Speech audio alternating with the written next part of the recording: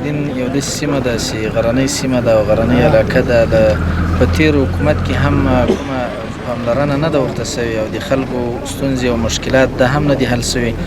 نو په دغه وجه باندې همدغه ته اولین ترجیح ورکړه. اگر که پکتیکا کې په ډېرو ځایو کې ستونزې او مشکلات شته نو هغو ته به هم انشاءالله پاملرنه کوو. خو دغه یو داسې ساحه او داسې سیمه ده چې غرنۍ سیمه هم ده او دغه خاوره یو داسې سرښت لري چې بلکل دلته د موټرانو تګ راتګ په وخت ژمي کې یا په وخت پسرلي کې ستونزمن وي او مشکل وي.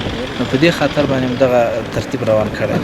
په تېر نظام کې یو شمېر سیمې داسې وې زموږ ولسوالۍ په پکتیکا کې چې هغه د ځینو ستونزو مشکلاتو په وجه هغې کې د بیا رغونې پروژې پلي نه سوې یا نیمګړې پاتې سوې یا په هغه ډول نه سوې پلي هغه ډول پاملرنه ورته ونه سوه لکه څنګه چې اړتیا وه. هغه ولسوالیو دپاره په راتلونکي کال کې انشاءالله پلان لرئ؟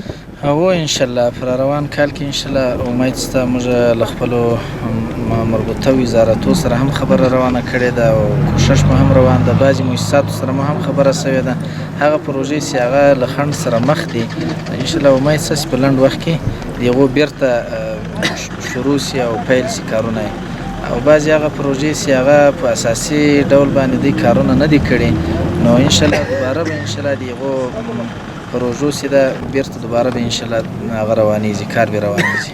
محمد صاحب محترم که دا وایي چې دې لارې باندې به څومره مصارف راسي جغل اندازې پرې کېږي او دا لاره به تقریبا څومره اوږده واوسي؟ نو فلحاله خو یې اندازه نه معلومیږي خو انشاءالله موږ خپل ترتیب او تصمیم ورته نیولی ده.